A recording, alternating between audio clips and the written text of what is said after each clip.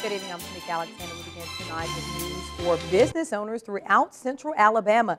You may not know it, but if your company lost money in the time following the BP oil spill, you too may be eligible for compensation. WVUA's Travis Leader joins us live in the newsroom to tell you how in tonight's top story. Tamika, legal experts and claims specialists are saying every business should look at their books over the last few years, and you may be surprised at how little it takes for you to have a stake. From Mobile to Tuscaloosa to even Huntsville, if you qualify, you can get money.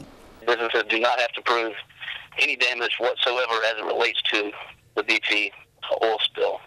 So, any business in the state is eligible.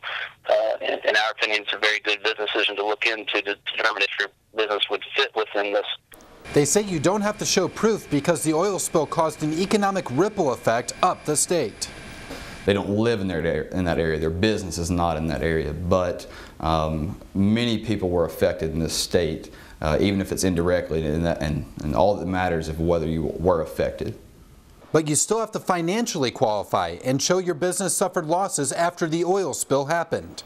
It's all about a matter of record keeping, having the financials easily ascertainable and having them in a monthly format, not just a yearly format. Attorneys say if you apply sooner, your claim will be handled more efficiently. You want to go and get that claim in now so they can go ahead and look at it and start going through the process now. Try to get it taken care of before the system kind of bogs down with many claims there in 2014.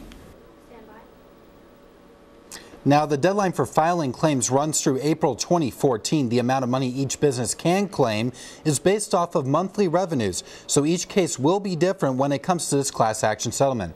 Reporting live in the newsroom, Travis Leader, WVUA News. Tamika?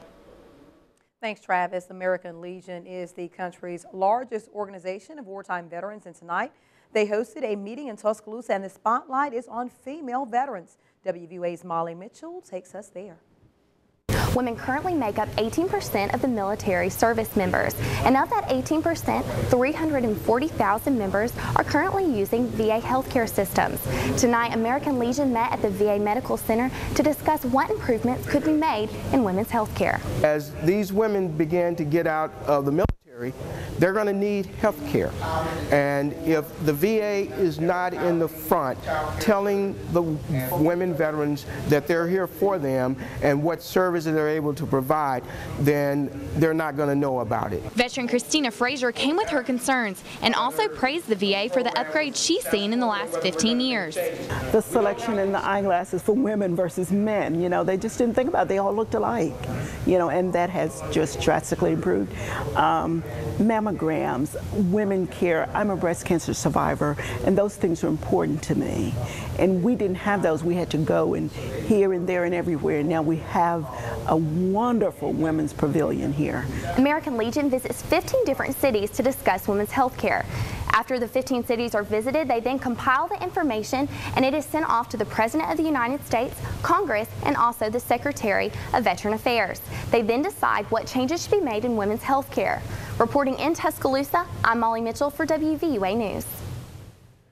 Switching gears to the weather now, let's get a first check on Alabama's home team forecast. Chief Meteorologist Richard Scott joins us now with the latest. Hey, Richard.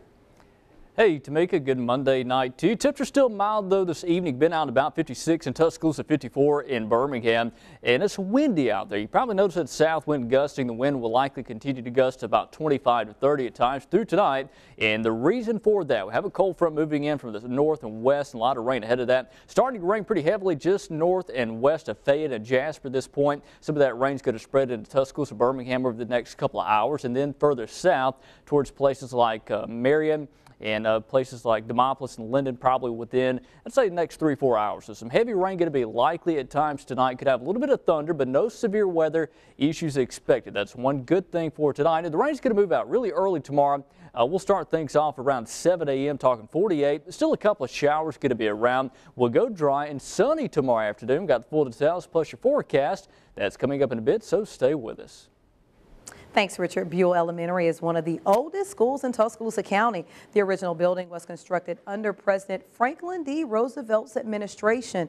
WVUA's Tara Rose shows you how construction is now complete and the students are now enjoying their brand new building. Established in 1910, Buell Elementary is a strong part of the Tuscaloosa community, but for some, it's a family business. My papa went here, my aunt went here, my dad went here, my brother went here. The people of this community are so excited and so proud of this beautiful new building, and we are just all so excited. The building opened this school year, but ongoing construction is now over with the opening of an activity center. Never having one to call their own before, students say this is now their favorite spot. It's got a gym, our own gym. We don't have to go to that church gym. It's bigger and it's better. Chrissy Holcomb taught in both buildings and says when walking through the hallways, you can feel the pride in everyone. You can tell that they really take ownership in the responsibilities of keeping the building clean and taking care of everything. They are so appreciative of this beautiful new building. Try to keep our school clean as possible as we can. We try to keep it sanitary. We try to pick up the trash around it. This school is awesome. Reporting in Buell, Tara Rowe, WVUA News. The original school was located behind the new location, and construction allowed for one old hallway to remain part of Buell Elementary. In tonight's Home Team Crime Watch, the details on 2 burglaries in Tuscaloosa. The first happened in the early hours of Saturday morning. 19-year-old Andrew Madison Smith of Tuscaloosa is charged with breaking and entering into a vehicle, burglary, and possession of marijuana. Police say they went to the 700 block of Tomahawk Trace because witnesses said someone was breaking into cars. Officials say they located Smith and also discovered a TV was missing from one of the homes. Authorities say they found the TV outside the building and marijuana on Smith. Now, the other case, 19-year-old Edward Walmack III of Tuscaloosa is charged with burglary. Police say it happened on 41st Avenue on Friday. Police say the victim heard noises in another room inside the house. When he went to check out the noise, he saw 2 suspects standing in the room. Both crawled out of the window. Investigators are still searching for the other suspect. Well, WVUA is covering Coleman, where school officials are stepping up their security measures. Officials say the city's schools have teamed up with retired police officers to monitor each school for the rest of the school year. The school board will pay $38,000 in salary and benefits for the 5 officers, and the city will spend $42,000 and $500 on training equipment and automobiles. Police were added after the massacre at a school in Newtown, Connecticut, but the temporary arrangement was stretching the Coleman Police Department's resources. Now to Hale County, where U.S. Senator Richard Shelby stopped by to meet the residents of Malville this morning. Shelby held a meet and greet at Malville City Hall. He talked about the legislative agenda for the upcoming session of Congress. He also talked about issues like the nation's debt, Veterans Affairs, school, Social Security, and mental health issues. Senator Shelby said making stops like this is part of his job. You're elected to public office, you're sent to Washington or Montgomery or the city council. It's important that you go back to the people and you have a conversation with them. Today marked Shelby's 1,762nd county visit since his election into the U.S. Senate. Well, it's almost time for week 3 of Taste of the Town, and this week is Breakfast Week. Each week in February, WVUA is taking you to some of those timeless favorites around our area.